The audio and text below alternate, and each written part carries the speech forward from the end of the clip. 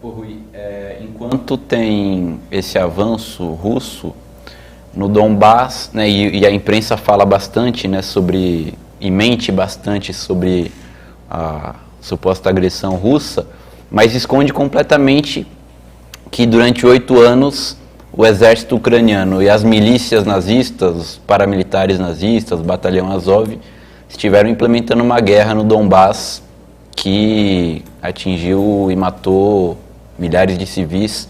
E enquanto a Rússia está fazendo essa operação, essas forças nazistas e do governo ucraniano no Donbás também continuam a atacar civis. Hoje houve um ataque de artilharia que deixou 2 mortos e uma menor de idade ferida em Donetsk. E ontem eu estava assistindo a RT e eles estavam mostrando. A RT, felizmente, aqui no Brasil ainda não foi proibida, né? Porque na Europa ninguém mais pode assistir a RT. Estava vendo as reportagens mostrando as vilas lá em Donetsk, todas as casas destruídas. Não tinha uma casa que não tinha uma janela quebrada, um buraco na parede. E a imprensa não fala nada. Continua a agressão contra o Donbás. Queria que você falasse um pouco sobre essa parte aí, né, da guerra que não se fala, que é a agressão ucraniana contra o Donbás. E aí, no caso, é diferente da russa, porque os russos estão atacando alvos militares, né? Os ucranianos estão atacando alvos civis. Bom, antes de entrar nesse tema aqui, é importante chamar a atenção para o seguinte, ainda falando do problema da cobertura da guerra, né? Eu vi muitas pessoas falando, mas como vocês estão apoiando os russos, é uma guerra, vão morrer pessoas, etc. e tal. E vendo toda a cobertura, você tem a sensação de que você não está vivendo no mundo de verdade, né? Porque as pessoas começam a reagir à propaganda da imprensa como se eles fossem cobaias num laboratório, né? Nossa, que horror essa guerra e tal. Enquanto que nós sabemos, né, que nesse mesmo momento tem uma guerra no Iêmen,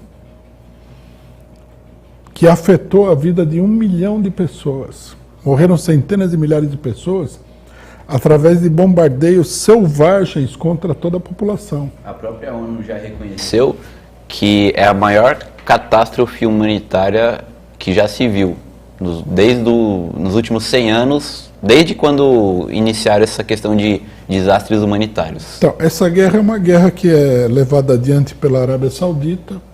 Pouca coisa se fala nos jornais, na imprensa dessa guerra.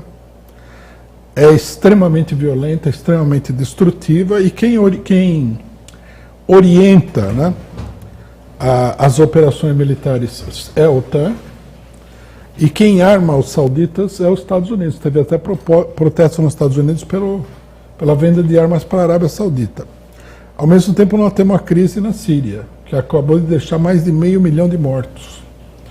E a crise continua, né? A guerra contra o governo sírio continua.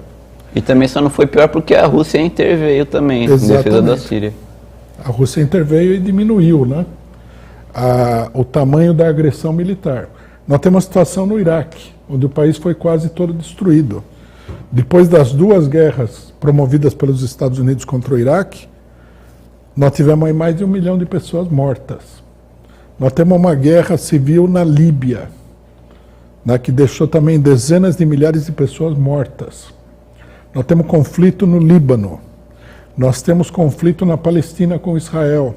Todos conflitos extremamente sangrentos. Aí vem um pessoal que parece completamente louco, perdeu totalmente a cabeça, e fala, nossa, que horror essa guerra na Ucrânia. A guerra na Ucrânia, pelas informações do governo ucraniano, teriam morrido 100 pessoas até agora. O total que a ONU deu foi de 165 mortos civis confirmados até agora. 165 mortos civis confirmados pelo governo ucraniano. Não, pela ONU.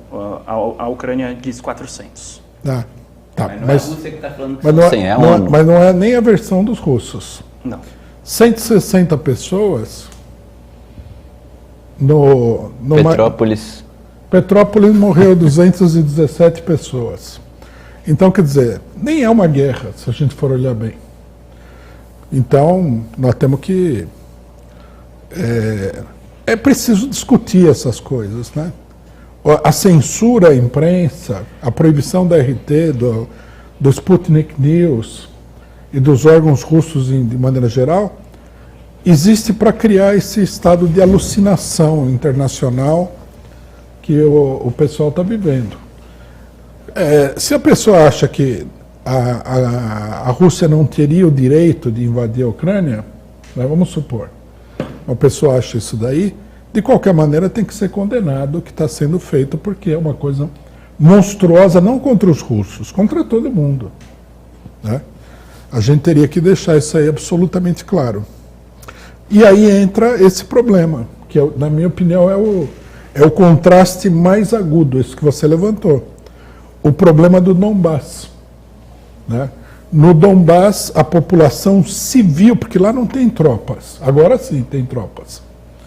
A população se armou, né? E proclamou a independência, a população civil. Os países imperialistas denunciam que há russos no meio dessa população civil. Vamos supor que uma parte do pessoal que está lá armado é russo, está treinando o pessoal, etc. e tal. De qualquer maneira, não é nenhum dispositivo militar de importância. Eles foram atacados durante 8 anos com bombardeios, com todo tipo de agressão, onde morreram 14 mil pessoas. Quer dizer, isso é dentro da Ucrânia.